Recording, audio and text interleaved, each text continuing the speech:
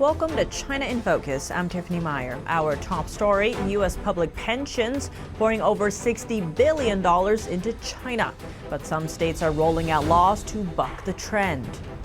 Some Chinese companies are putting on American shells after U.S. regulators accuse them of aiding Beijing. Experts say one goal is to keep their U.S. operations running, and some say allowing them to expose loopholes in U.S. enforcement. Top officials warn there more sanctions on China are coming from both the U.S. and NATO. This as concerns loom over China's support for Russia's war in Ukraine. There isn't a clear sense that any new sanctions on China, which for the most part is able to plausibly claim that it is adhering to the letter of the sanctions, if not the spirit of the sanctions, is going to do any great damage to U.S. efforts against Russia. And U.S. officials say they arrested a Chinese national for allegedly running the largest ever malware network. The botnet believed to have stolen billions from COVID-19 relief funds.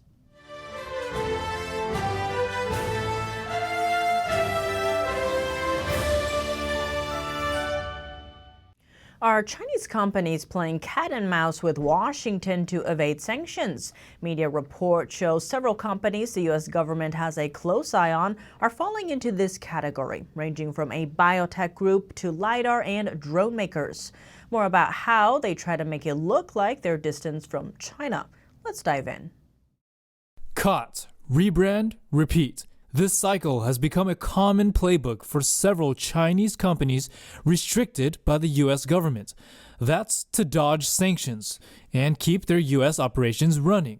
According to a report from the Wall Street Journal on Wednesday, a new company registered in Michigan last December named American LiDAR. It was found to have a Chinese owner. That's China-based LiDAR maker Hesai Group. The U.S. added the company to its blacklist early this year, citing security concerns. The Pentagon is banned from recruiting its services, and other U.S. entities receive warnings before entering into contracts with it. Hesai sued the U.S. government this May, denying all allegations. Hesai makes almost half of the world's LiDAR. The device helps self-driving cars create 3D maps of the road. Some U.S. lawmakers warned that the technology could collect data on American drivers and share those details with Beijing. American LiDAR failed to report its connection with Hesai when registering in the U.S., and its new home in Michigan is close to 3 big U.S. automakers. An expert said Chinese companies can't refuse Beijing's requests under Chinese law, especially when it comes to their databases. If the U.S. government doesn't protect this data from Beijing, American core interests and security are in imminent danger. It's just one of many cases. Chinese biotech firm BGI recently rebranded its Massachusetts affiliate. The world's top drone maker, DJI, is selling its products through an American startup in the U.S. And Chinese telecom giant Huawei has been found to sponsor top U.S. institutes for research through a Washington-based group. All 3 of these companies have been accused or blacklisted for their ties with the Chinese military. Here's the tricky part. U.S. lawyers say Chinese companies have the right to shift production or rebrand as American. So seizing the questionable Chinese companies more effectively will continue to present a challenge for U.S. regulators. A new trend in U.S.-China decoupling. More U.S. states are pushing their public pension funds to stop investing in China. Earlier this month, Florida Governor Ron DeSantis signed a bill into law. It requires the Sunshine State to stop investing in companies controlled by the Chinese regime. The law also requires the state to divest current holdings in China. Posting on X, DeSantis said the move was to keep China out of his state. The Florida State Pension oversees $250 billion in assets. About 0.16% of that total is exposed to China. It plans to divest those assets in 2 years. Moving north, Illinois, Kansas, Missouri, and New Jersey are also pushing bills to divest state pension funds from China. Indiana is already on it. Last year, it pulled over $500 million in investments exposed to China. The state is in the process of divesting the remaining $40 million. Not all states are on board. Arizona Governor Katie Hobbs struck down a bill to divest from China last month. That's over concerns about economic growth. The flurry of bills comes after a major shift last November, when America's largest contribution pension plan decided to exclude investments from Hong Kong and China starting in 2024. It's called the Federal Retirement Thrift Investment Board. The pension fund is reserved for U.S. government staff. The agency has over $700 billion in assets under its belt, and it manages retirement savings account for almost 7 million federal employees. Zooming out, U.S. public pension funds have invested over $68 billion in China since 2020, according to a report from Future Union. These investments are made by over 70 of the largest public pension funds in the U.S. The largest investor among them was New York State Common Retirement Fund, which invested over $8 billion in China. Up next is California and its public employees retirement system. It has poured over $7 billion into China. The California State Teachers Retirement System is trailing behind, investing over $5.5 billion in the country. Then comes the Washington State Investment Board, which invested over $5 billion in China. A matter of utmost urgency. That's what a U.S. official said about China's support for Russia's war in Ukraine. During a trip to Brussels, U.S. Deputy Secretary of State Kurt Campbell warned there will be more sanctions on China from the U.S. and NATO. Campbell said China is backing Russia's defense industry with weapons and technology. Those include artilleries, drones, long-range missiles, and Russia's ability to track activities on the battlefield. He added that Beijing's efforts made Moscow a strategic challenge not only to Ukraine, but to others in Europe. Last month, the U.S. imposed sanctions on more than a dozen firms in China for supplying military gear to Russia's war in Ukraine. Campbell said he already briefed NATO about China's aggression and is expecting more collective action from members of the bloc. To talk more about Washington's new sanction warning on China over its support for Russia, we sat down with John Sidelides, former U.S. State Department diplomacy consultant and geopolitical strategist at Trilogy Advisors, for insight.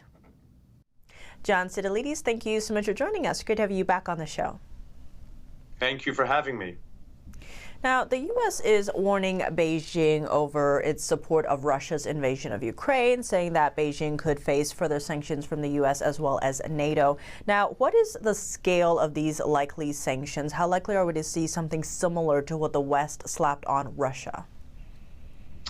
It's a very important question that you ask, and there's no sense right now that it'll be anything on the scale of Russia, simply because, for the first reason, the U.S. and Chinese economies are so heavily interdependent and interlinked that any major damage to the Chinese economy, even if the sanctions might be able to accomplish that, and there's a question in and of itself there, would of course redound to economic misery in the United States. And I don't want to say necessarily that it's a distraction from the problems that we face in Ukraine, but there isn't a clear sense that any new sanctions on China, which for the most part is able to plausibly claim that it is adhering to the letter of the sanctions, if not the spirit of the sanctions, is going to do any great damage to U.S. efforts against Russia. So it's very difficult to ascertain what the immediate motivation here is, except to try to shore up what is an increasingly fragile Ukraine policy in Washington. On that note, a piece in the Wall Street Journal is noting how U.S. sanctions have inadvertently created an axis of evasion led by China, saying the bloc of sanctioned nations collectively now have this economy of scale to shield them from Washington's financial warfare. We're seeing them trade everything from drones to missiles to gold and oil. On that note, why haven't these sanctions had the intended effect? They can have minimal impact, but especially on countries that are weaker economies that are much more dependent on the United States, on the U.S. and Western-led currency exchange system and foreign exchange systems. But when you're dealing again with a country the size of Russia, which again is the 10th or 11th largest economy in the world, it's not only an energy exporting superpower, but it is a commodity superpower. It is engaged in closer trade ties to China, which now has essentially doubled its trade ties with Russia over the last several years. But also most countries in what we call politely in Washington, the global South, retain very strong trade ties with Russia. They want no part of the U.S. and European sanctions against Moscow. And it's very difficult to effectively wield sanctions against such a large and powerful economy that is so deeply embedded in what is becoming increasingly, it seems, an almost bifurcated global energy market. Expanding on that, we've also seen communist China helping countries like Russia, but also Iran, especially what we're seeing with Hamas in that war against Israel there.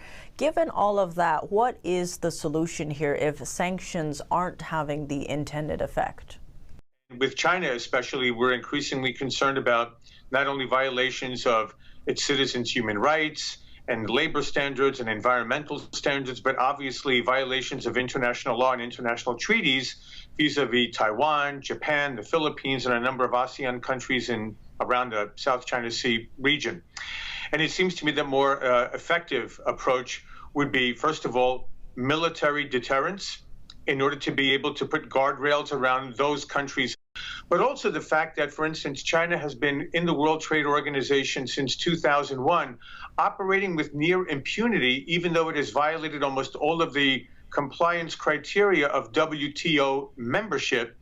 And there's been no serious effort to either remove China from the WTO or for Washington to rescind the permanent most favored trading nation status with China, to demonstrate to China and to Russia and to other countries that the U.S. is less concerned about being loved and respected and more about being feared, where we can wield these tools in a very realistic and credible manner.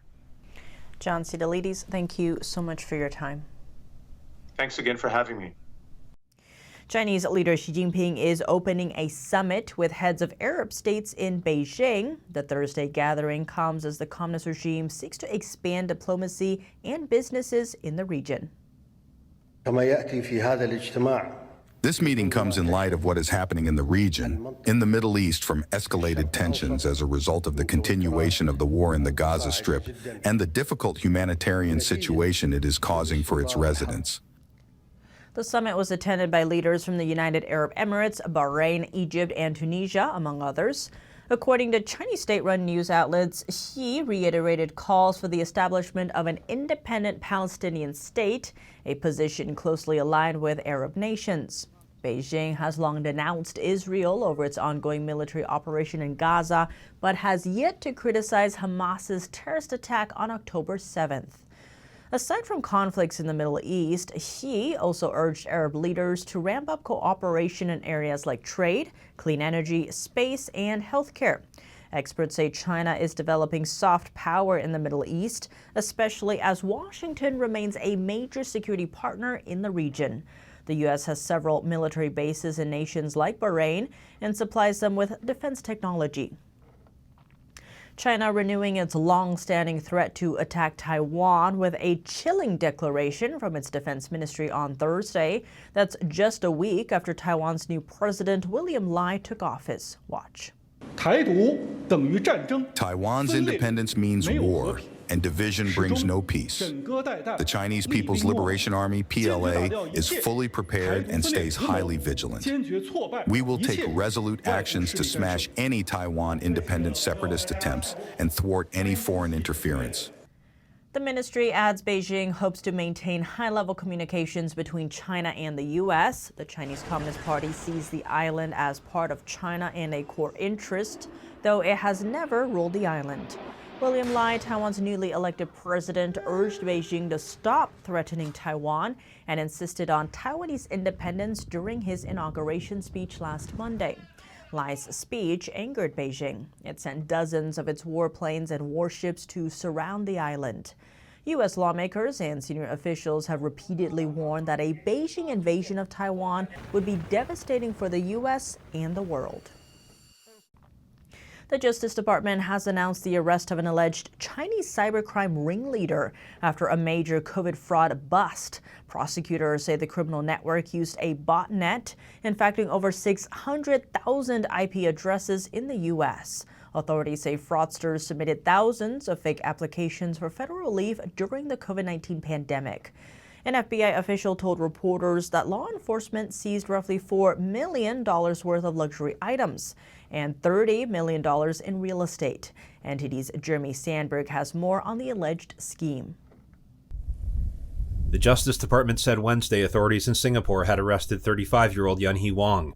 Prosecutors accused the Chinese national of leading a criminal network and spreading malicious code through virtual private networking, infecting 19 million different IP addresses worldwide. IP addresses are unique numbers assigned to individual devices on the internet. U.S. Attorney General Merrick Garland says that targeted IPs included over 600,000 in the U.S.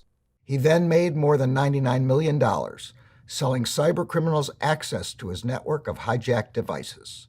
The Departments of Justice and Treasury say Wang and others used a vast network of infected computers, known as a botnet, to submit fake federal relief applications during the COVID pandemic. The departments say the network was also used to carry out bomb threats and send child exploitation materials online, among other schemes. The cyber criminal conduct led to a loss of around $5.9 billion. The DOJ says authorities in Singapore and Thailand worked with the FBI on the bust. A senior FBI official told reporters authorities seized about $4 million worth of watches, sports cars, and other luxury assets, and $30 million in real estate properties across East Asia, the Middle East, Caribbean, and the U.S. The indictment says Wang used money he earned from the botnet to buy properties. The FBI official said the government is pursuing Wang's extradition to the U.S. He says an investigation into other potential suspects is ongoing. The new charges are only the latest example of alleged fraud, rampant in the U.S. since COVID-19 struck more than 4 years ago. The IRS said in March it had investigated COVID-19 related tax fraud and money laundering cases, potentially worth $9 billion. More than half were from cases opened in the last year. Jeremy Sandberg, NTD News. Coming up, a major blow to democracy in Hong Kong. 14 dissidents are facing life in prison after a court convicted them of subversion under a law imposed by the Chinese regime. What are the verdicts? One of the world's top accounting firms is in hot water. Media reports that Beijing is weighing record penalties over auditing work for China's troubled property developer Evergrande. And Beijing rolling out new rules on flashy displays of wealth. Discover how rich Chinese influencers are finding their social media empires on a chopping block. More on that after the break here on China in Focus. That's all for today's China in Focus on YouTube. We're now sharing a shortened version of our program here after being demonetized for 3 years. If you'd like to support us, consider donating. Find us at donorbox.org/China-in-focus or subscribe to our partner platform Epic TV, where you can watch our full episodes. Just click the link down below. Here's what to look out for in our second half. A major blow to democracy in Hong Kong. 14 dissidents are facing life in prison after a court convicted them of subversion under a law imposed by the Chinese regime. What are the verdicts? One of the world's top accounting firms is in hot water. Media reports that Beijing is weighing record penalties over auditing work for China's troubled property developer Evergrande. And Beijing rolling out new rules on flashy displays of wealth. Discover how rich Chinese influencers are finding their social media empires on a chopping block. More on that after the break here on China in Focus. Thanks for watching China in Focus. I'm Tiffany Meyer. See you tomorrow.